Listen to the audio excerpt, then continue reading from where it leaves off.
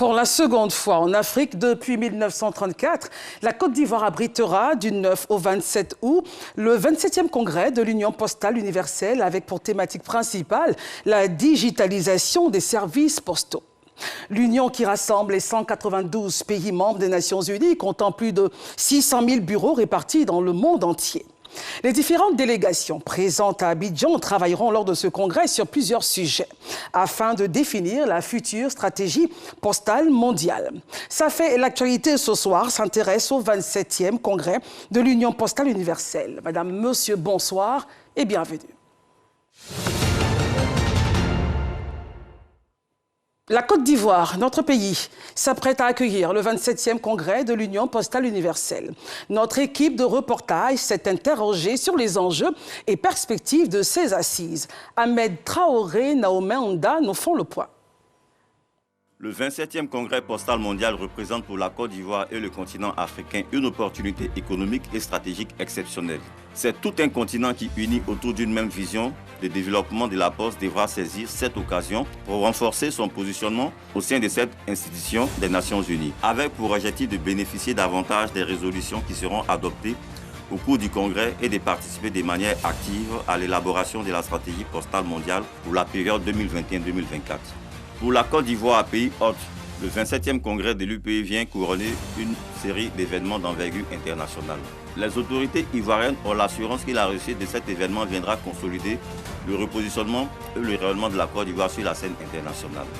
Il s'agit d'une invitation aux 54 pays de l'Afrique à s'approprier ce congrès historique sur leur continent. Longtemps réduit au service traditionnel de boîtes aux lettres pour la distribution des courriers en Afrique, la Poste de Côte d'Ivoire entend faire sa mue et ambition de devenir un véritable outil logistique au service des populations, à l'image des postes occidentales. La Poste de Côte d'Ivoire entend s'inspirer de plusieurs modèles économiques des pays où la Poste joue un rôle économique important et représente un véritable outil transversal, offrant un service complet allant de la distribution classique des courriers au développement de la logistique urbaine, à la fourniture de solutions numériques et de commerce en ligne jusqu'aux offres des services bancaires soutenus par les nouvelles technologies de l'information et de la communication pour la période 2021-2024. Pour parler de cette thématique, nous recevons avec beaucoup de plaisir le ministre de l'économie numérique, des télécommunications et de l'innovation, M. Roger Félix Adom. Monsieur le ministre, merci d'avoir accepté notre invitation. Merci de m'avoir invité. Alors, comment notre pays a-t-il obtenu l'organisation de ce congrès? Déjà, ce qu'il faut savoir, c'est que ça fait de nombreuses années que la Côte d'Ivoire veut obtenir ce congrès. L'Union postale universelle, l'UPU, existe depuis 1874. Et la fois précédente où ce congrès s'est tenu en Afrique, c'était en 1934. Donc ça fait 87 ans. Bon, je pense que vous étiez déjà né. Bien sûr. D'accord. Donc voilà, donc après, c'est tout un processus. Et donc lors du congrès de Turquie, à Istanbul, en 2016, donc le ministre de l'économie numérique de l'époque, donc le ministre Bruno Koné, est celui qui a défendu le dossier. Il était supporté, bien évidemment, par les plus hautes instances de l'État, puisque le président de la République, son Excellence M. Alassane Ouattara, a voulu aussi que la Côte d'Ivoire puisse obtenir ce congrès. Donc il se faisait un point d'honneur à ce que nous soyons l'hôte de ce 27e congrès. Et c'est chose faite maintenant. Alors comment est-ce qu'on a pu conserver justement l'organisation après maintes rendez-vous manqués? Bon, après maintes rendez-vous manqués, il y a eu des événements politiques, indépendants de notre volonté, sanitaires, indépendants de notre volonté. En 2012 notamment, il y a eu la crise d'Ebola. Enfin, en 2016 notamment, il y a eu la crise d'Ebola qui a fait que les gens n'ont pas voulu venir. Et puis donc le congrès devait avoir lieu en 2020. Et avec le contexte de la Covid-19, donc c'était reporté d'1 an. Donc là maintenant, nous sommes à 48 heures de l'événement, puisque les délégations ont commencé à arriver à Abidjan. Et on a bon espoir que tout va bien se passer, que nous pensons qu'à 48 heures, puisqu'il démarre le lundi, mais dès le dimanche, les délégations vont commencer à venir s'inscrire, à venir s'enrôler. Donc on tenait le bon bout, et donc tout se passe bien. Et on espère que pendant les 3 semaines durant lesquelles va durer ce congrès, tout se passera sans aucun incident majeur. Alors que représente ce congrès pour notre nation? Déjà, c'est un congrès mondial, puisque l'Union postale universelle regroupe 192 pays. Donc c'est une organisation qui est dans le système des Nations Unies. Et donc il faut dire aussi que l'Union postale universelle, c'est la deuxième organisation mondiale la plus ancienne. Donc voilà, donc 192 pays vont se retrouver à Abidjan, en Côte d'Ivoire, vont se retrouver en Afrique. Donc c'est un exploit, parce que c'est rare. En fait, on fait des fois des congrès pour 30 pays, 40 pays, 50 pays, mais là, 192 pays. Bon, il faut dire aussi que dans le contexte de la Covid-19, on va faire pour la première fois un congrès en mode hybride, c'est-à-dire avec des gens qui seront présents à Abidjan et d'autres qui seront connectés en mode virtuel de leur pays ou d'ailleurs. Donc, de ce que j'ai comme information ce jour, il y aura quand même plus de 130 pays présents physiquement à Abidjan. Et il y a de l'ordre de pas loin de 600 délégués qui viendront, plus la presse accréditée. Ça monte à près de 700 personnes qui seront présentes en plus, qu'il faudra ajouter aussi donc la presse nationale. Donc voilà, donc c'est toute une organisation. Et je pense que c'est tout un événement, enfin un grand événement qui fait que les gens ont voulu se retrouver à Abidjan parce qu'ils ont confiance à la Côte d'Ivoire. La Côte d'Ivoire est un pays qui rayonne. Et puis je pense qu'après plus de 10 ans de gouvernance du président de la République, c'est l'excellence M. Alassane Ouattara, donc la Côte d'Ivoire est un pays qui fait envie. Et les gens ont envie de venir chez nous, de le visiter et d'organiser des congrès et d'y vivre. D'accord. Alors, quels sont les travaux sur lesquels se pencheront les différentes délégations? Bon, donc il y aura donc plus de 2 semaines de travaux, pas loin de 3 semaines de travaux. Mais je pense qu'en fait, ce qu'il faut voir, ce sont les défis auxquels sont confrontés les postes nationaux actuellement. Donc déjà, il y a le défi technologique. Puisque quand moi j'étais beaucoup plus jeune, la poste, on écrivait des courriers. Exactement. Puis qui partaient. Et maintenant, avec les mails, avec les SMS, avec les messages style WhatsApp et autres, tout est instantané. Mais néanmoins, le métier de poste continue. Ce métier de postier continue. Et je pense que les défis principaux, c'est tout ce qui va tourner autour du commerce électronique. Puisqu'aujourd'hui, avec les échanges mondiaux, internationaux, si vous voulez vous acheter une marchandise en Égypte ou à Dakar ou à Casablanca, vous pouvez le faire. Et il y a des gens qui vont prendre ce que vous avez acheté pour l'amener à Abidjan. Mais d'Abidjan, il faut l'amener, enfin Abidjan à l'aéroport ou au port, il faut que ça arrive chez vous. Si vous êtes à Abidjan, donc voilà, donc c'est toute cette logique auquel les postiers sont confrontés aujourd'hui. Avec de très grands concurrents aussi. Avec de grands concurrents comme Amazon notamment, qui est venu changer complètement la logique de distribution. Mais on pense que les postes nationaux peuvent encore continuer à vivre. Alors, lors de ce congrès, il y aura le renouvellement des instances de l'UPU, la direction générale adjointe, le conseil d'administration, le conseil d'exploitation. Comment ça va se passer, tout ceci? Donc, ce sont des votes. Donc, aujourd'hui, il y a des candidats. Donc, les gens candidatent par pays. Et puis, le pays choisit donc son champion. Donc, il y a, de ce que je sais, si mes souvenirs sont bons, il y a 3 candidats pour le poste de directeur général. Donc, qui sont donc le Japon, la Suisse et la Belgique. Donc, ce sera le premier vote. Donc, c'est cette personne qui va diriger l'UPU, l'Union postale universelle. Après, son adjoint, donc le directeur général adjoint, il y a quelques pays, notamment je sais qu'il y a le Cameroun, je sais qu'il y a l'Argentine, il y a un 3e pays que j'ai oublié. Donc, aussi pareil, 3 ou 4 pays. Et puis après, donc, il y a les membres du conseil d'administration. Le conseil d'administration se fait par zone.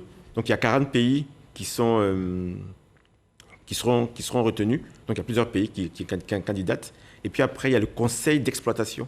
Donc, c'est eux qui vont vraiment diriger la logique postale. Donc, voilà, donc les pays candidatent. Et puis après, donc, les autres pays par relation diplomatique. La Côte d'Ivoire n'a pas de candidat? Nous n'avons pas de candidat pour requête d'un poste, mais étant donné que le congrès aura lieu à Abidjan, donc de facto, nous aurons la présidence du conseil d'administration.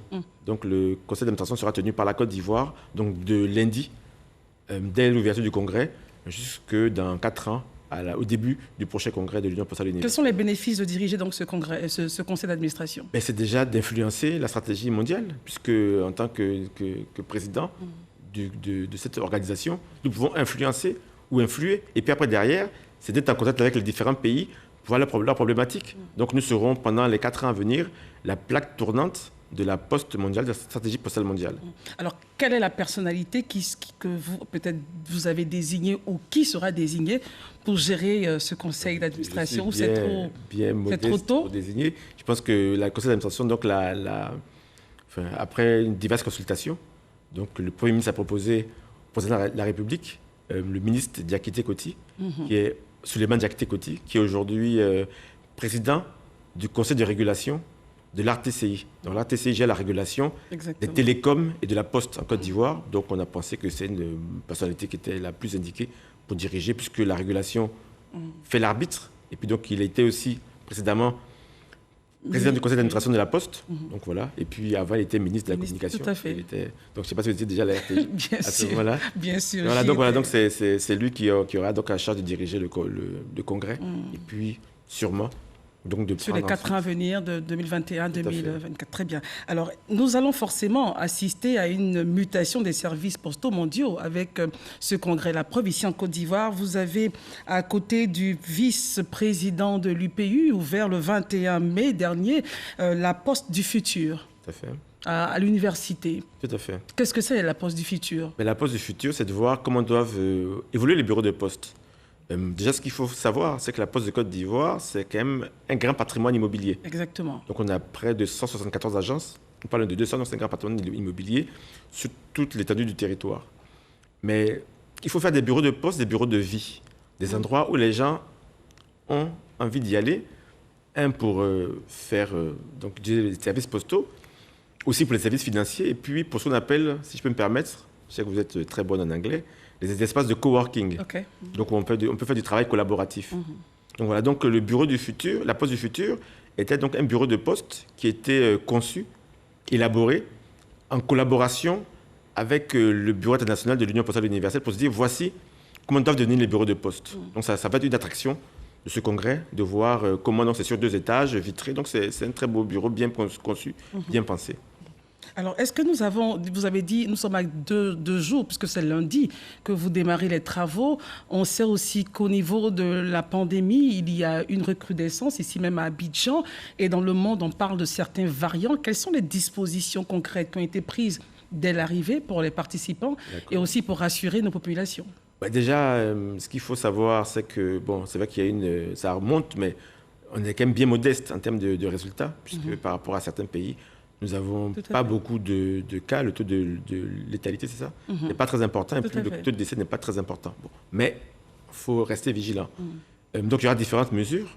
Donc, bien évidemment, le respect des mesures barrières. Et donc, pendant le congrès, les congressistes feront des tests PCR tous les 3 jours. Ah, d'accord. Et donc, tous les 3 jours, et avec des résultats qui seront délivrés 2 heures après le test. Donc, aucun congressiste, avec un test PCR négatif, positif, pourra rentrer dans le congrès. Et donc, dans la salle du congrès. Et lorsque le test sera positif, le congressiste retourne dans son pays, sera déjà mis en isolement d'abord, et puis après soigné, et après retourner dans son pays. Parce que s'il repart directement, il peut y avoir des difficultés. Puis après, derrière, il y a toute la logistique en termes de centres de santé, comme il existe déjà aujourd'hui. Donc, tout le dispositif qui existe, qui a fait. Donc, moi, je pense que, vu les résultats, on fera en sorte qu'il n'y ait pas de contamination, mais je pense que dans certains pays, vu les résultats, ils seront peut-être plus en sécurité à Abidjan que leur pays actuellement. Très bien. Alors avec ce congrès et les travaux, on sent qu'il y aura forcément un gros changement dans les postes du monde. Est-ce que les populations y croient aujourd'hui à la transformation de la poste vis-à-vis de tous ses concurrents? C'est vrai, il y a le congrès, mais est-ce que vous pensez que les populations croient que la poste peut se transformer? C'est une très bonne question parce que je pense qu'aujourd'hui, la poste subit un déficit de notoriété. Je parle de ma jeunesse, de mon adolescence. On aimait la poste. C'était un métier d'avenir, un métier porteur. Aujourd'hui, à cause de l'évolution technologique, la poste a moins de potentiel et est moins connue. Mais il y a des acteurs comme Amazon, je ne vais pas donner des acteurs Jumia, il y a de grands concurrents. Tout à fait, qui font que la poste n'est pas connue. Et donc, il faut justement qu'on travaille sur ce déficit de notoriété. Les acteurs, on parle d'Amazon, Amazon ne va pas en dehors d'Abidjan. Et c'est le cas des autres entités, des autres entreprises dont je vous ai parlé. Donc je pense qu'il y a un potentiel. Donc peut-être que les populations n'y croient pas, mais moi j'y crois. Je pense que tous ceux qui travaillent dans la poste y croient. J'étais à la poste de Côte d'Ivoire il y a une semaine. Donc j'ai échangé avec les équipes, avec les collaborateurs, avec la direction. Et je pense qu'on a encore un potentiel. Donc voilà, donc maintenant, c'est à nous de tirer profit des opportunités et de faire en sorte que la Poste de Côte d'Ivoire soit de nouveau très rapidement une entreprise prospère avec des résultats économiques qui feront la fierté, déjà des postiers et puis aussi de notre pays. Ce qui veut dire qu'après le congrès, après l'UPI, on aura une grande campagne de sensibilisation? On va essayer de le faire. Mais il faut qu'on le fasse, puisque comme on a un déficit de notoriété, il faut se faire connaître.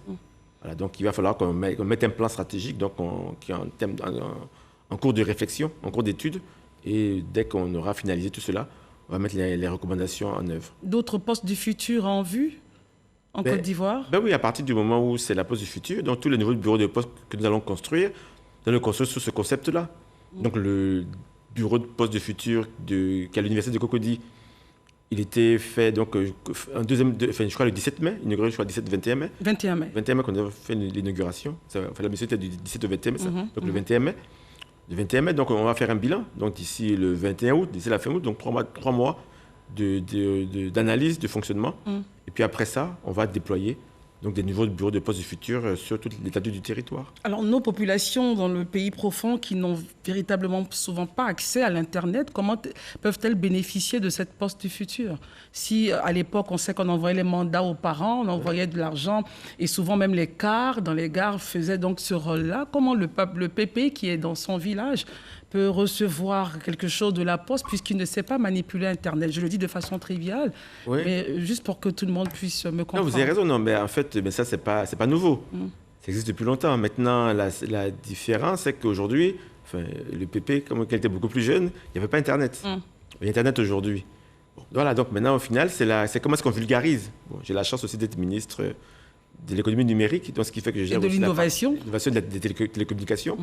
Donc la partie Internet est sous ma responsabilité. Mais pour moi, il n'y a pas de concurrence entre l'un et l'autre.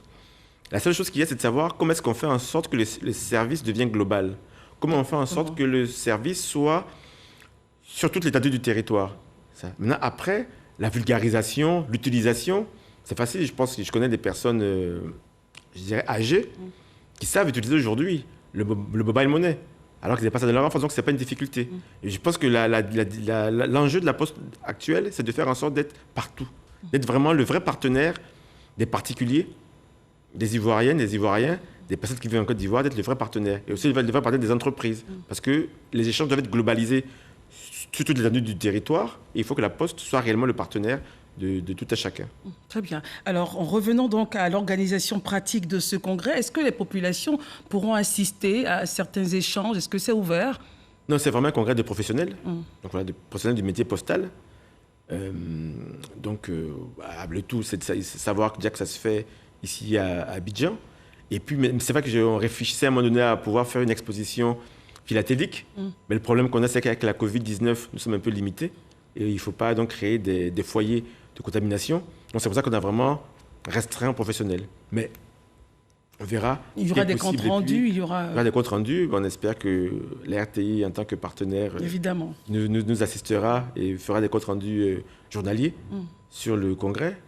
Pareil aussi, il faut aussi bien la partie télévision que radio. Exactement. Et puis voilà, donc c'est puis après derrière, si on peut organiser une exposition philatélique avec tous les timbres du monde entier, ça peut être intéressant, mais du tout, c'est qu'on est limité aujourd'hui par la situation sanitaire mondiale. Très bien. Alors, monsieur le ministre, avez-vous un mot de fin? Un appel à lancer? Le mot de fin, c'est déjà... on connaît l'hospitalité ivoirienne. Donc, on est un pays de paix, d'hospitalité, d'accueil. Donc, je pense qu'on aura pendant 3 semaines près de 700 congressistes qui vont donc vivre avec nous, à Abidjan, qui vont peut-être aller en dehors d'Abidjan. Et on pense qu'on doit montrer notre capacité d'accueil, notre capacité d'hospitalité. Donc voilà, et puis on espère aussi que ce congrès sera une vraie réussite. Donc il y a des dispositions qui ont été prises du point de vue sécuritaire, sanitaire, technique, parce que c'est vrai que j'ai oublié de dire que c'est la première fois que le congrès se fait en mode hybride, donc c'est-à-dire en fait en mode virtuel. Donc les congrès se faisaient toujours en mode présentiel, et là pour la première fois, ça se fait en mode avec Internet, donc en mode virtuel. Donc c'est aussi un défi technologique. Donc voilà, donc c'est vraiment l'accueil de tout le monde, de tout un chacun. Mais pour ce défi, on n'aura pas de problème pour le défi technologique. Pour l'instant, tout se passe bien. Après la technique, on ne sait jamais. Il peut toujours y avoir des petits dégâts, on ne sait jamais, mais on va faire en sorte que tout soit maîtrisé, contrôlé, surveillé, et que si jamais il y a des difficultés, nous ayons la capacité de réagir très rapidement. Très bien. Merci beaucoup, Monsieur le ministre, d'être venu sur ce plateau. Merci de m'avoir invité. Alors, pour éclairer nos lanternes sur le congrès de l'Union postale universelle qui aura lieu à Abidjan dès lundi du 9 jusqu'au 27 août, nous recevions pour vous le ministre de l'économie numérique, des télécommunications et de l'innovation, Monsieur Roger Félix Adom. Encore une fois, merci d'être passé sur ce plateau. Merci. Avec ce congrès de l'Union postale universelle, notre pays se repositionne dans les plus hautes instances telles que le Conseil de sécurité des Nations Unies ou encore le Conseil de l'Union internationale des télécommunications. La Côte d'Ivoire est donc prête à accueillir, à offrir ce cadre qui permettra de mener des réflexions sur ces enjeux importants et tracer les sillons de cette poste du futur au service du citoyen. Aux différentes délégations de ces assises de haut niveau, nous disons le slogan du 27e congrès postal universel: l'Afrique vous invite, la Côte d'Ivoire vous accueille et Abidjan vous attend. Bonsoir et bonne fête d'indépendance chez vous.